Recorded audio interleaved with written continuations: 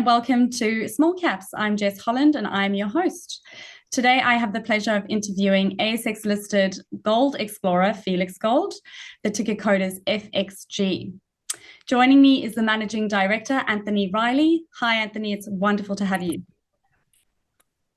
Hi, Jess, and thanks for having me. Great to be back.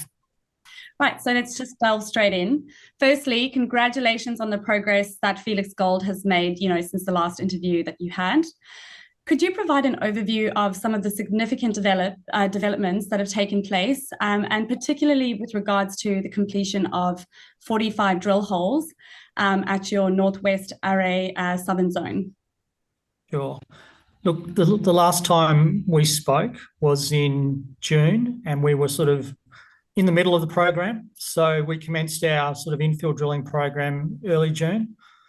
Initially, our expectation was to drill around 40 holes for roughly 3,500 metres. And that was a sort of a follow-on drill campaign from a fairly large initial campaign in 2022. So we're happy to report that we wrapped that drill program up at the end of June. Instead of sort of 40 holes for 3,500 metres, we ended up with 50 holes for around 4,700 metres. So we sort of really overdid it, which was great. We had a very good drill crew. Our guys on the ground sort of really knocked it out of the park, and so we've got a lot more information back now off the back of that drilling program. And you might have noticed, or other people would have seen our announcements coming out throughout July. So we've pretty much had 3 to 4 ASX releases since the beginning of July. And as at Friday, we put our last results out on Friday for the Northwest Array. So we still have a few more holes that are sort of pending, but that's more sort of exploratory drilling that was further away. We were just having a look at some other targets. So, but all of the main information, or 100% of the main information, is currently back with us now. Okay, fantastic. So, just talking about the assays that you from the recently completed drill holes, those are starting to show some substantial intercepts. Can you elaborate on the significance of those findings, and also how they align with the company's kind of overall goals and targets? Sure. I'll just take one step back to some history from last year. So the Northwest Array was discovered during our initial drilling campaign on what we call the Treasure Creek project. So the Northwest Array is a target within that larger project area. And we made a discovery in that Northwest Array area last year where we were getting sort of like up to 90 metres width of intersections of gold mineralisation, which was running at sort of just over 1 gram per tonne. And that was very near surface. So that's sort of, we took a step back and said, well, hey, look, this is really good. It's shallow. It appears to be open pittable. It's very sort of open in all directions. And after we finished this drilling campaign at the end of last year, we really quickly got together and started to put this next program in place to be able to sort of infill this a bit and get a little bit more information around where it's going, how consistent it is, and, get some confidence around whether or not we're onto something sort of commercial. So we go into this drilling campaign and pretty much every hole is hitting mineralisation. So we're getting similar to last year, and this is what's really, pleasing for us, is that we're getting consistent sort of continuity throughout last year's sort of program and extending that program of wide intersections of sort of a gram plus material. And it's all very near surface. So it's, for us, it's just giving us more confidence that this area can support potentially in a couple of years' time, when we have a larger sort of commercial resource on it, an open pittable style operation. It's cheap to mine, and when you're sort of pulling, 1 gram, 2 gram sort of material, some investors in Australia would go, oh, that's quite low grade, but it's very close to surface. And the other, big bonus for us is that we're only 20 kilometres away from an operating mine, which is currently, running it significantly below its capacity. So there are opportunities for us in that neighbourhood to be able to bring our sort of project along a lot quicker, and also to be able to put it into operating or put it into revenue generating mode without spending hundreds and hundreds of millions of dollars on capex and infrastructure. So these results that we've just put out have really confirmed to us that we are in a sort of an oxide gold mineralised system that is open for around 2 kilometres of strike. We've got confidence down to 100 metres at the moment, but clearly we can go deeper than that. And our grades are very similar, if not a little bit better than what they're currently putting through in the mine next door. Fantastic. Now, I know that the company is aiming to put out a mineral resource estimate in the fourth quarter of this year. Give our audience, just share some of the key milestones and strategies that you've put in place to achieve this goal. Sure. When we talk about a mineral resource estimate, so a maiden resource, that's sort of our target for the end of the year. So when we went back to, again, last year's program was a significant program. When we had all of that data back, what we did in the beginning of this year, we generated an exploration target. So an exploration target is not a resource, but it's calculated on the same basis as a resource using, information, but it's a much lower confidence. So we need to go in and drill, but it gives us an idea of what we think we could be sitting on. And I think when we put the exploration target out, it's a fairly wide range, and we can talk about that a bit more in a minute. But to be able to then start to make inroads into that target, and for us, starting this current drill program, which we've just finished in the southern section of the Northwest Array, gives us sort of additional information, and it gives us this sort of signpost, if you like, to be able to say, look, we've got enough here to be able to, in 2 or 3 months' time, put this maiden resource out to the market. Now, I think we've done enough to put something out. Now, it's not going to be anywhere near the top end of the ranges of the exploration target, which is more of a sort of a longer-term global type target. But we have been getting, fairly strong results back over the last few weeks, coupled with what we've got from last year. I think we are in a fairly good position now to be able to put something out towards the end of the year. Once we have that, and depending what that number is, I don't know where it's going to land, but it's going to give us, in my opinion, it will give us more confidence in our interpretation of the geology in this part of the world, and also confidence in our modelling that we are, we are sort of on the track to be able to sort of work into this larger target as we go. So potentially, starting now, sort of one step on the ladder, and over the next 1 to 2 years, we'll be adding to that. Okay, brilliant. So, Anthony, just, taking a step back, you've had a series of announcements that have gone out, over the past few months that indicate continuous progress with your exploration efforts, which you've just briefly. Yep. Can you highlight some of the most important achievements in the last while?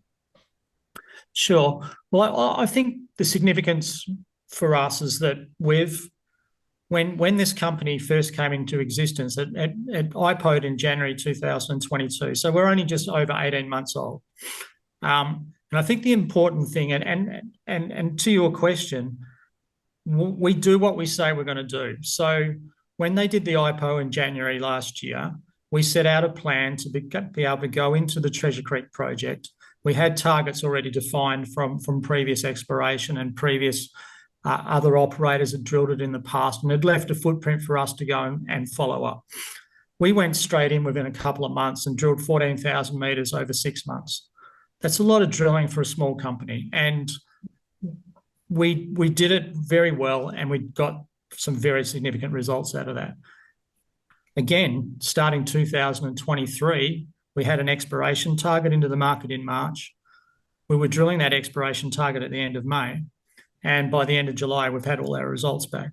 So, we work pretty hard. We're not sort of sitting on our hands. We do sort of appreciate that our investors want to see value for their money, and they want us to get out there and find gold. And that's the company's strategy, to find, a multi-million ounce gold resource, which is going to be compatible with other potential producers or miners in the area. And I think we're doing that, and I don't think we've let anybody down. I mean, we haven't sort of taken some time off to sit around and think about what we're doing next year. We're actually thinking about our next drill program this year. So it's a continuity for us. We like to drill our targets, sort of hit our plans, and then sort of analyse those results relatively quickly and move into the next program. Yeah, thanks, Anthony. It sounds like you've covered a lot of ground for such a newly listed company.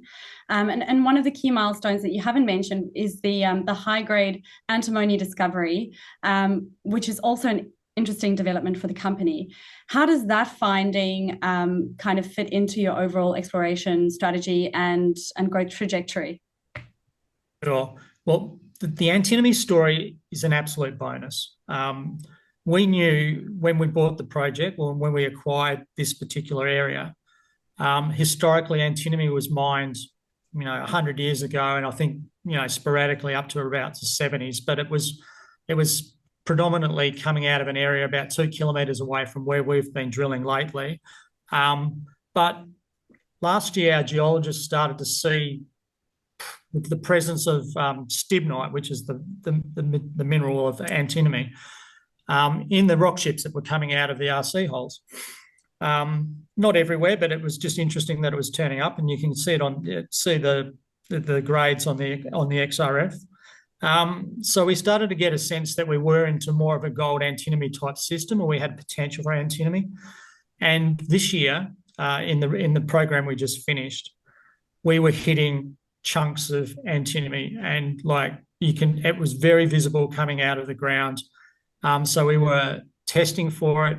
Last year we didn't test for it straight away, so we've gone back to some of last year's results, or some of last year's holes, and we're getting those retested. But we're also starting to test every hole we've drilled this year. So we did put out antimony results. It's not everywhere, but where we've found it, it is very high grade. So a lot of the antimony that not a lot, it was about a handful of holes, but it was running at about 5%, and it was only running at 5% because that's the limit, the testing limit for the laboratory. They can't go any higher. They don't have the technical capability to go higher than 5%. And 5% antimony is very similar to 5% copper. Antimony is a critical mineral. The US don't have their own supply of antimony. It's on their critical minerals wish list. They want it. There are programs and funding available from the US government if you do have a potential antimony commercial deposit. So from 12 months ago, where we sort of saw little spicks and specks of it, to as recently as the last 2 months, we're seeing 5%. And we're seeing that over not wide intersections, but some of the intersections, but I think the widest one was about 6 metres. But antimony sort of occurs in pods. So, and it's a significantly higher grade than a lot of other antimony projects around the world. So that it is possible for us to be able to mine it alongside the gold. It's very early days for us. We still need to sort of analyse where we think it is and how it presents in the gold system. But I tell you what, if it's there, it's a very valuable sort of additional credit, if you like, to this gold system. That's, our priority is the gold, but to be able to turn around and say, well, hello, we've got this critical mineral that, they don't even mine it. I think there's one mine in Australia, in Victoria. There are no antimony mines in the US. It's all out of China and Russia. So it's a very strategic mineral because of that political reason. And also the uses of antimony predominantly in fire retardants and military applications around ammunition and some electronic uses, and even battery technology. So it's hard to find. It's quite valuable in the market at the moment. So we're super stoked that we've got this problem to solve. and I'm not saying it's a problem, but it's just it's a nice addition to the gold system. That's fantastic, Anthony. And you stole my next question, which is, what are the key applications of antimony? But you've answered that. Thank you. So now just shifting back to Northwest Array. So the drilling there has, already demonstrated some very broad gold intercepts. Can you give us some insight into the geological significance, of those intercepts, and what do those intercepts suggest about the potential of the site as a whole? Sure. I'll just let you know that I'm not a geologist, so I won't go too far out of my comfort zone. Neither am I. So let's keep it for the investors. Yeah, no worries. But look, our sort of objective on the ground, our strategy with the drilling and geology is to be able to sort of identify a near surface oxide gold mineralisation, over an area which potentially going to be commercial in size, and it's got to be, for us, it's got to be displaying grades of as good as or better than what's currently being mined at the mine next door. Now, when I say the mine next door, I'll just give you a bit more detail on that. It's called Fort Knox. It's owned by Kinross. It's been operating in that area for 25 years. It is the centre of that gold district. It is the largest mine, open cut mine in that Alaskan Tintina gold belt, and we're 20 kilometres away. Their mill has got the capacity to do around 16 million tonnes per annum of ore. They're currently probably 50% of that, maybe a little bit better. But the grades they've been putting through that mill, head grades at the mill, are roughly 0.4 to 0.6 gram per tonne. Now, coming back to our area, we've been getting 100 metres at sort of 1.3. We've been getting 30 metres at 3. We've been getting 10 metres at 5. The grade's quite variable. It had some of the higher grades we've seen in our drilling has been around 7 grams per tonne. And we've been getting, multiple holes that are all displaying wide sections at more than a gram. But having said that, there is obviously lower grade areas within this sort of mineralised system. So we're aiming to get an average, in the high sort of 0.1s of a gram. So like 0.8 was our average throughout our drilling campaign last year. So 0.8 to a gram, again, sounds lowish grade, but it's better than what they're putting through at the mill at Fort Knox. We're 20 kilometres away.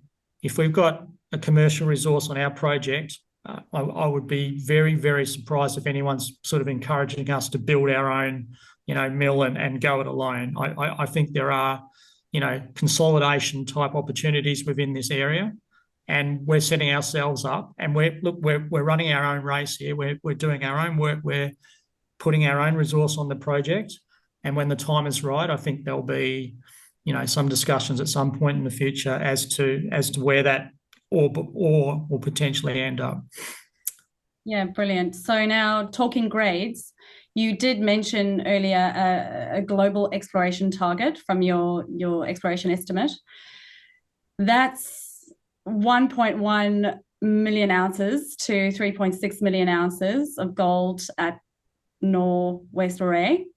And so that's quite an ambitious goal. How do you plan to leverage the current findings from recent drilling to optimize the exploration strategy to potentially reach that target that you're aiming for? Sure. That exploration target is what we call a global target on this project. So that fits in a box of around 2 kilometres wide by roughly 1.6 kilometres in depth. Not depth to maybe length, I suppose, but it's strike, yes, if you like. And we calculated that using last year's drill data, all of that drilling we did over the 6 months last year, and other geochemical information, geochemical results that had been done in the past. And we got a fairly, strong, it's a very, robust exploration target. The range is fairly wide, call it 1 million ounces to 3.5 roughly. And that's down to 100 metres in depth. So it's constrained by depth. It's got a grade range, which, under listing rules and how we sort of communicate this to the market, we need to be quite conservative with our calculations. So we put a range, and the grade range was like 0.3 to, I think, 1.1, I think, from memory. So it was quite a wide range. Obviously, we think the grade will be towards the top of the range, sort of hopefully around that sort of 0.8 to a gram. So it gives us confidence that we're more towards the top of the exploration target. Now, no one's going to go out and infill 3.5 million ounce exploration target with a 4,500 metre drill program over, a month, which we've just finished. So, there is no expectation, well, there shouldn't be any expectation in the market or with any of our investors, certainly, that we're not going to get that target in the near term. That's just an aspirational target that we're working towards. It's a signpost that this is what the project could potentially carry in terms of ounces, given the work that's been done on it in the past. So the drilling program that we just finalised started in the southern section of that northwest array. We did calculate a subset of an exploration target which covered this area, which is a smaller area. It's about 900 metres by about 500 metres wide. And that sort of smaller target was around 300,000 to 800,000 ounces. So if we really, really knock the lights out of this program, maybe we're somewhere in that, 5 to 800,000 ounce category. I don't want to raise anybody's expectations. I would like to see it come in at 200, 250,000. It doesn't matter as long as we're getting sort of ounces and we're getting confidence around that sort of geology that we've sort of been using to create this target and in this drilling campaign. So that exploration target is what it is. We're currently making inroads into that target with this drilling campaign. The information we've got out of this drilling campaign is very encouraging. So what we're currently doing is working out a new program, another drilling program, which we'd like to do before, say, October, a diamond drilling program to go back into the project, go a bit deeper, step out a little bit from where we've been sort of working in the last program, get a little bit more sort of potentially sort of enlarge that mineralised system to a degree, and certainly down to depth. We can take, diamond drilling, we could get down to 200 metres and go below that sort of 100 metre zone that we've been concentrating on, and also give us a better understanding of the controls and the structures in this system. So that's something we'd like to do in the next couple of months, and I think getting that done will give us a ton more information to be able to then work into this potential maiden resource. Fantastic. Anthony. Yes. Yeah, fantastic. So shifting away from resource numbers, let's talk balance sheet numbers. So the company just recently put out its quarterly report and its cash flow report on the 28th of July. So Yep. Give us a brief overview of the financial health of the business and, its ability to fund all of this ongoing exploration that you guys are planning to do over the next few months. Sure. Don't you love those quarterly reports? Look, we reported a cash balance for the end of June, I think it was around $1.3 million. We raised money in April, and we raised money specifically to finance that exploration program. When we raised the money, we leaned on our existing investors, and we do have a fairly heavy top 20. So we raised 2.8 million pretty much using our own investor base. We didn't use we didn't go out too far and wide for that money. But look, having said that, we got what we needed to do that program. We've reported 1.3 million in the bank. I think it's pretty obvious to anyone that exploration companies need to continually finance to be able to keep working. So, look, we've got plans to do another diamond drill program, as I mentioned, in October. So, look, I think it's it's pretty obvious that sometime between now and then we'll be looking and talking to our investor base again around financing that program. And look, and what I will say is that the money that we've raised in the past, and even all the way back to the IPO and through to the last raising we did in April, was the first time we'd raised money since the company listed in January. So our money, we spend it pretty wisely. We do a lot of drilling, and luckily, and with a little bit of smart sort of geology in there, we get some pretty good results as well. So we're adding value to the project. There's no doubt about that. And our investors are wanting us to do that. Here's the money, go and do it. So we, from a health perspective, we're healthy, but we're continually looking at new work programs as well. Yeah, thanks, Anthony. I think there's no doubt that the company has made some significant progress. And I suppose my next question is, how do you see Felix Gold being positioned in the broader mining, exploration, resources sector? And what do you think sets the company apart from its competitors? Sure.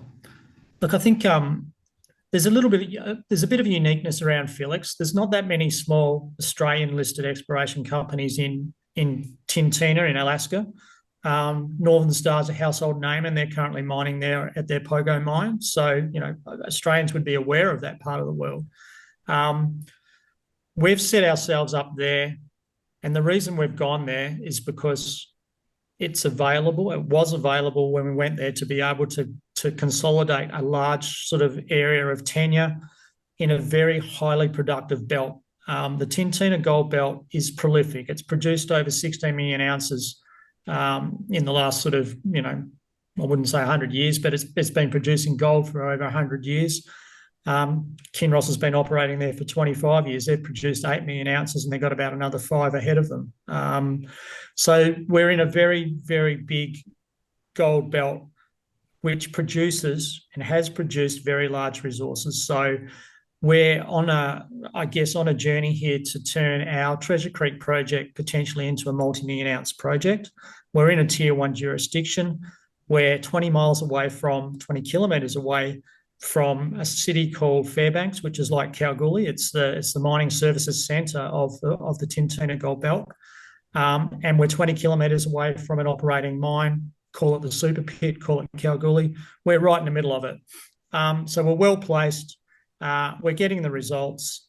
And I do think there are opportunities for us, in the future if we do delineate a commercial resource. And I think, it doesn't need to be multi-million ounces either. 500,000 ounces sitting next door to an operating mine that's currently, got mill capacity. It's a very different economic scenario to being stranded or a long way away from infrastructure. You've got to keep drilling and drilling and drilling until you've got like 20-year mine life to be able to sort of afford to put that investment in place. We're different, and that's part of our strategy. We went there because we knew there was an opportunity to find a resource, and there was also infrastructure available, and there was an underutilized mill sitting right next door to the project. So, it's all there. We just have to pull it together. Yeah, fantastic. And I think investors and stakeholders are always really interested to understand a company's long-term vision and goals. And can you provide our audience some insight into the strategic roadmap for Felix Gold beyond the completion of, your current Norwest Array project? Sure. I think our strategic goal is, again, the location and being sort of within 20-minute drive of an operating mill. The Kinross guys they've stated many times publicly that they're on the hunt for new ore supply. They've drawn a 300-mile radius around their mine, and they're looking, and they've already made one acquisition in the last couple of years.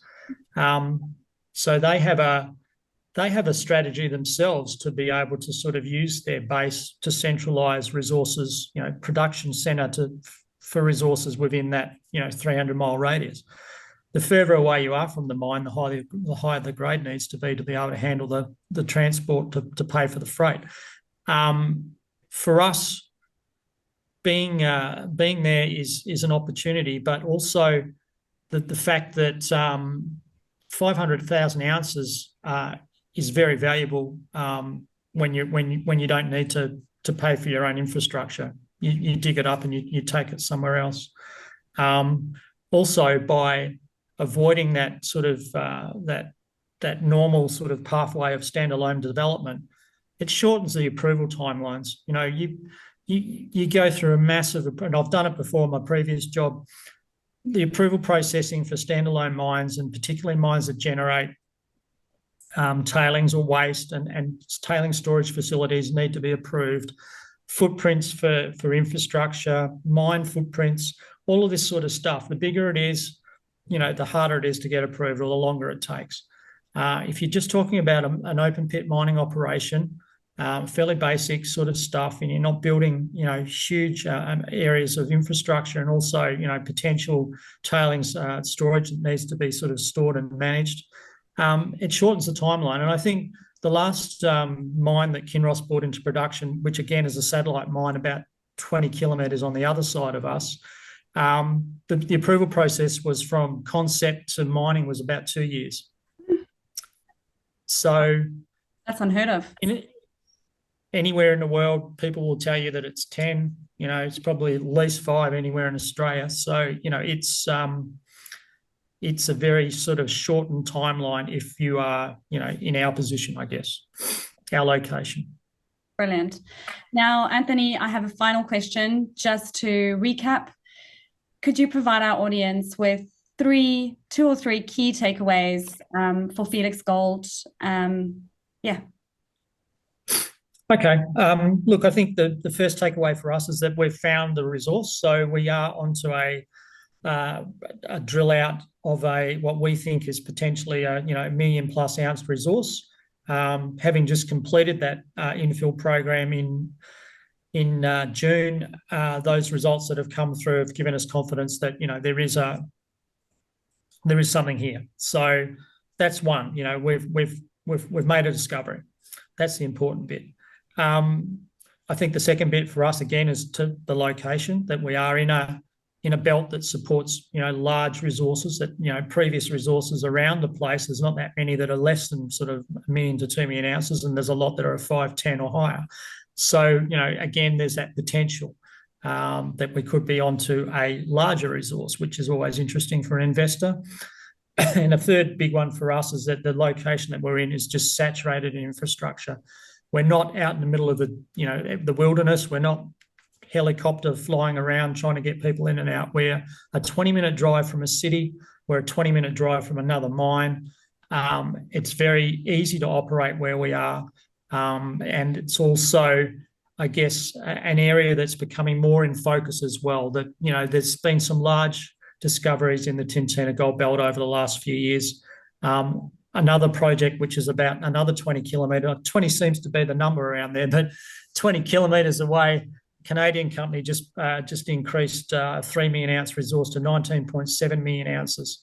It's a massive resource, and we're sitting right on trend. So location, Jess.